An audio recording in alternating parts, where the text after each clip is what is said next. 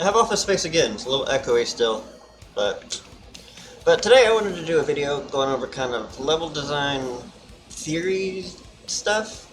So I thought instead of doing like a rough draft prototype in a fresh project, I thought I'd take one that I'm actually working on that I wanted to be released commercially and show y'all what I've done in there in order to kind of guide the player, let them know where to go and things like that.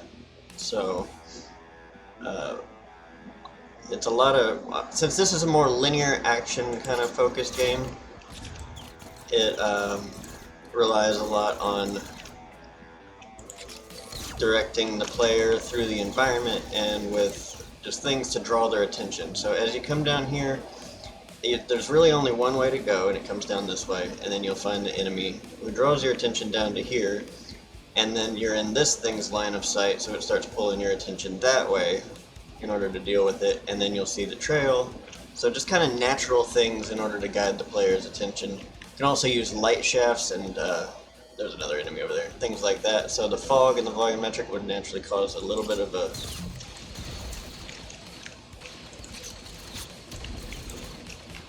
kind of pull the attention a little bit. Get away. Okay. And so he pulls your attention over into this area, but your attention's already been pulled because of this thing, so you're going to come this way. You just engage with the enemy, and through the interaction with him, that's going to be a glowing collectible. I can't show you what the collectible collects because I don't want to get my YouTube account banned. It's nothing really bad. It's just... It's for a card game we came up with where you have just, well, lovely battle ladies. I don't want to say the name yet, but it's fun. Anyway, back to it. So it pulls their attention in this way. Everything's kind of framed up in a way to pull your attention in certain ways as you interact with the area. So that will pull your attention up to the left because it's the tallest thing that you've seen so far.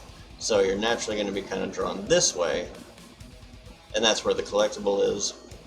The first collectible that shows you, oh, there's things in this level to collect. Kind of teaching the player without outright saying, you can collect this. Pulls their attention to it, they naturally interact with it. They find the path, they walk up it, because they see the sign in the buildings, it pulls them up here.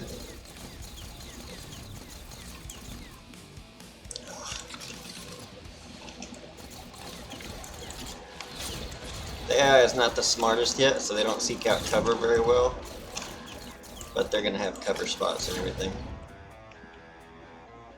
And then, as you come over the hill, obviously your attention's pulled over to here, but create a channel right here that lets the player know where to go. This is all dark and blocked off, so naturally their attention will be pulled into that direction. And then you can just kind of use things as like why it's blocked off, so that's over there and stuff like that. Barriers and barricades, all kind of funneling in the... Oh crap, I forgot about you. Okay. Naturally kind of flowing the player, like channeling them. That's awkward looking. But yeah, just things that kind of pull... This is still just block out, essentially. This isn't done. I've got about 3 days into this game so far, so it'll be touched up a lot. But anyway, so after running down a hill, especially coming into an area with tall buildings, the player's attention will naturally be drawn up because they want to see what's up there. And as you come into the entryway, framing up the next place to go can kind of help draw the player. Okay, so that's, you guide them without guiding them. Especially if you can put things like signs, like that points up. That actually was a happy accident. I just put it because I thought it was cool, and then I noticed it had an arrow, so I was like, ooh. But that one being up and pointed that way is kind of a signifier. This is going to be destroyed building, so we're using this as kind of a blockade that tells the player, can't go that way, need to find another route. They come back this way. That's pointed up and to the right to kind of incentivize, oh, okay. So they parkour their way up. And then just kind of lines and angles, you just use that to really just guide them where you want them. You can use paint, just don't make it yellow. Or you can use props, things, and like if this was a broken piece of building that was extended out, that would be a natural, oh, it makes sense for the environment, it makes sense with the story, all that kind of jazz. That over there is just I haven't finished this area yet. But as you come over here, drawing attention down and to the right,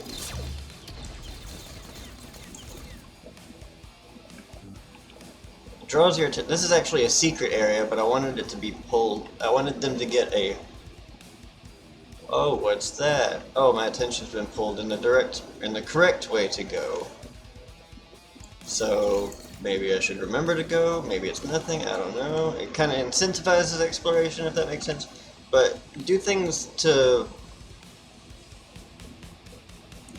Their attention is what you're after, keeping them engaged with it.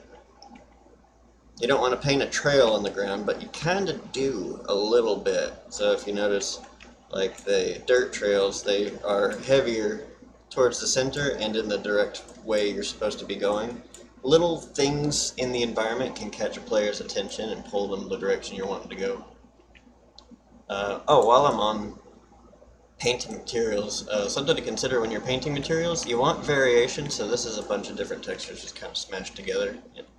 But the topmost portion of mountainy areas is usually like a rock, and especially if it's by the seaside, it'll have some kind of moss or green life to it. But the slanted sides can be dirt, and it adds a nice break in the, instead of painting it all one solid color, you break it up and it adds a lot of variation. Like this is just kind of painted into it. But just things to consider. So, yeah, just funnel them the direction you want to go. Use light and environmental pieces in order to direct them to look the direction you want them to look. Or you can use enemies or even sound effects. If you have, like, if I were to, instead of having that enemy firing, or that turret firing, what is that?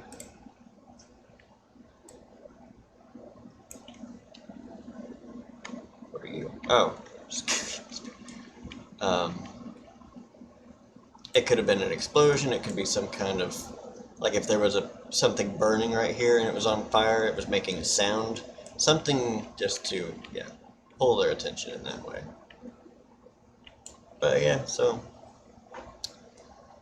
can't really think of anything else to add, don't want to waste your time. Hope you enjoyed, bye.